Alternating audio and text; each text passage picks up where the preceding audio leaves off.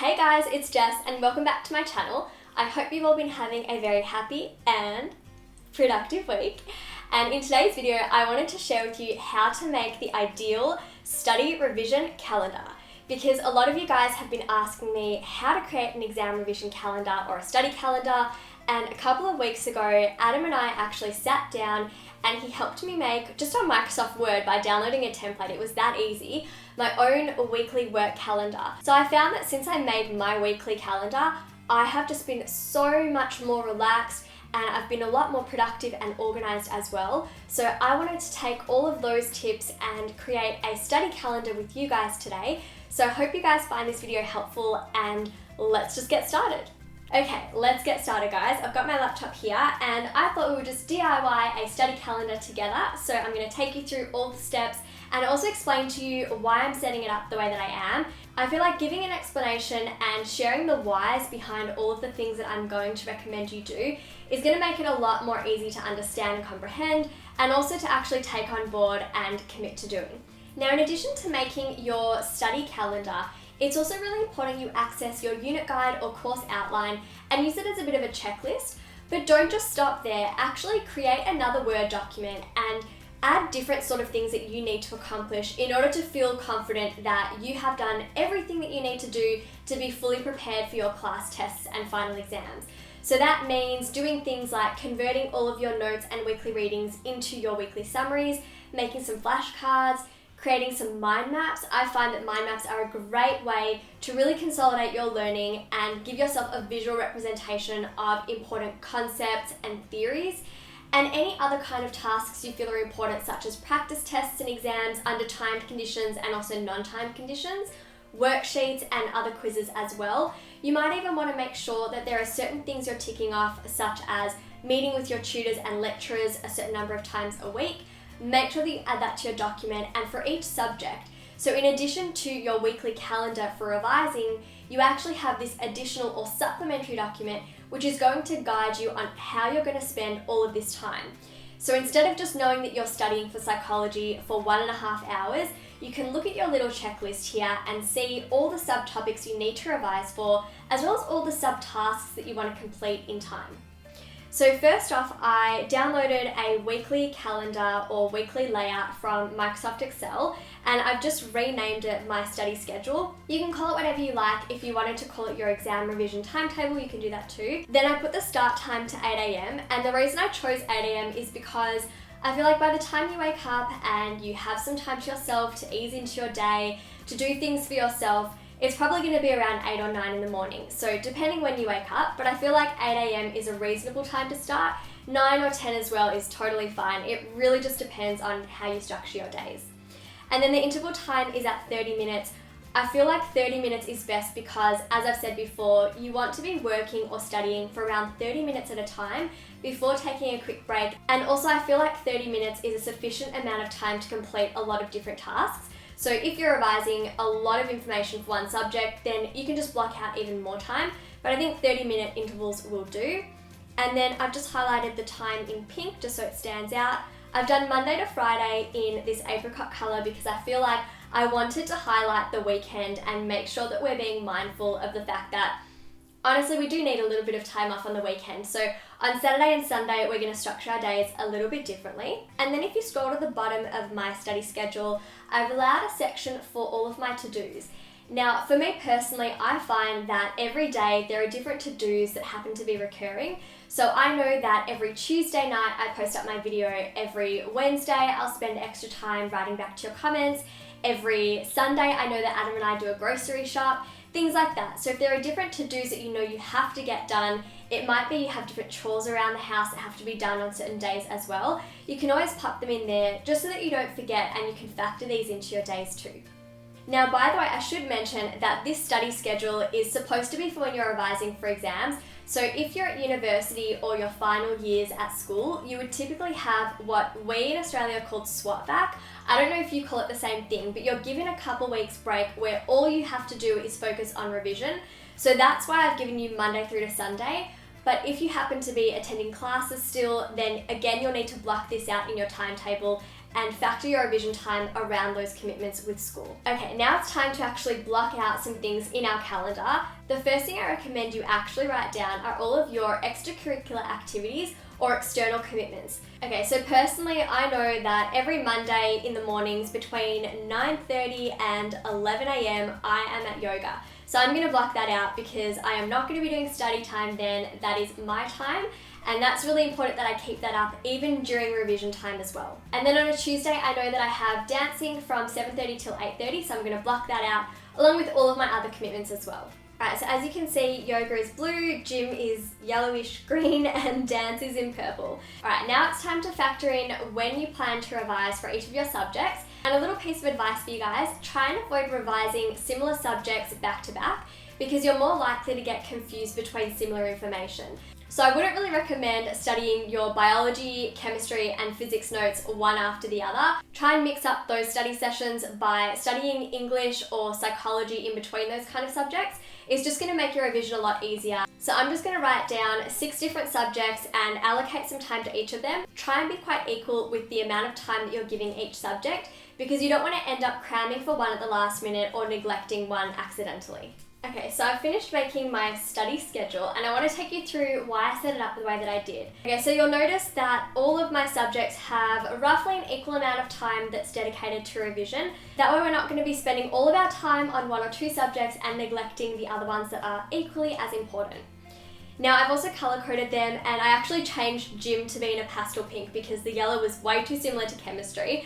But I just associate biology as being green, English as a pinky purple, chemistry as yellow, so you can color code it however you like. If you find that there are certain subjects that require a lot of your focus or you find them to be a little bit more challenging than others, I definitely recommend placing them at the start of the day if you're a morning person, or putting them at the end of the day if you find that you're a bit of a night owl and you work best in the evenings.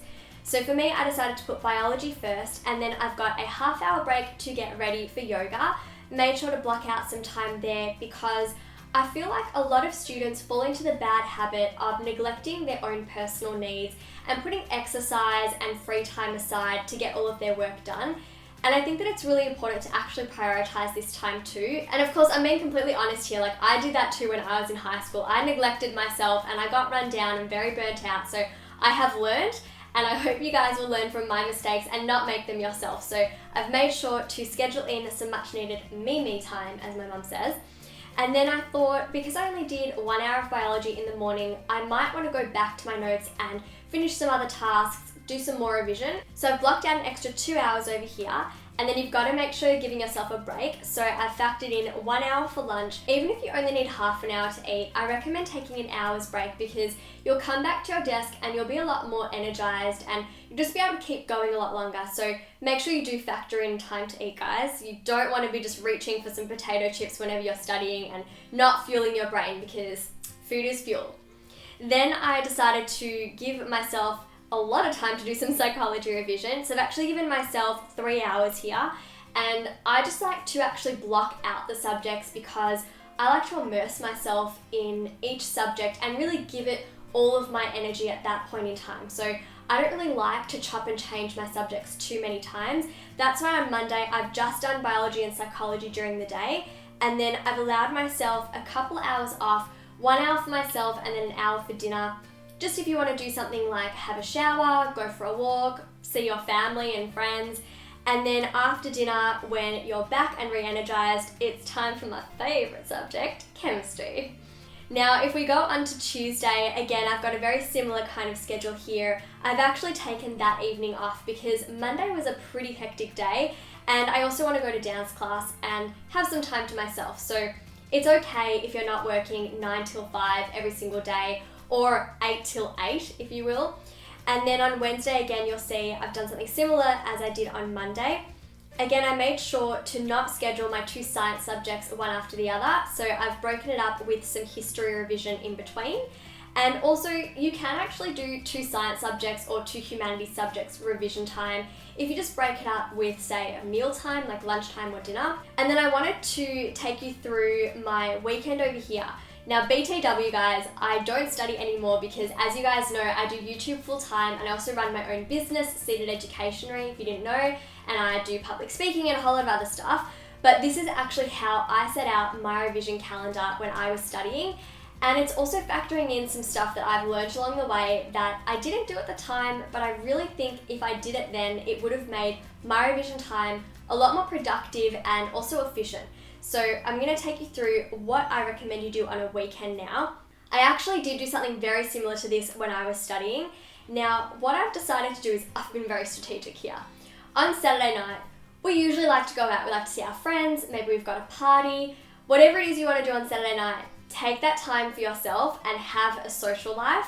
Do not go into a little study cave only to appear months later, hoping that your family and friends are still around and having no idea what's going on and just re-entering humanity. So I've given myself Saturday morning to do all of my work, a bit of chemistry, a bit of psych, and then I've got dancing and I'm taking the evening off.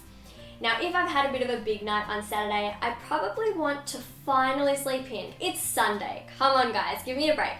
So I'm taking the Sunday morning off, and then after lunch, I'm going to start my revision. So I've blocked out some time for history and then biology.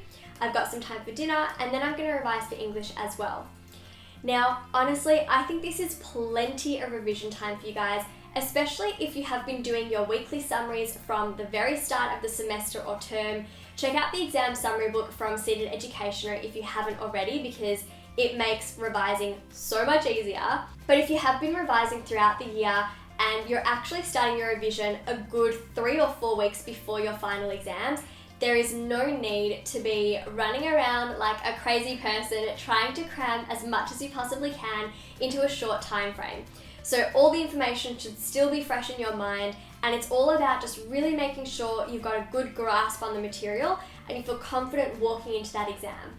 Now, one thing I really want you guys to get out of today's video and about creating this schedule is that we've actually blocked out time to study for each subject, rather than giving ourselves a list of things we need to get through and not knowing how much time it's going to take us. So for example, you're revising your biology notes and you want to go over mitosis and meiosis from week 1 and 2.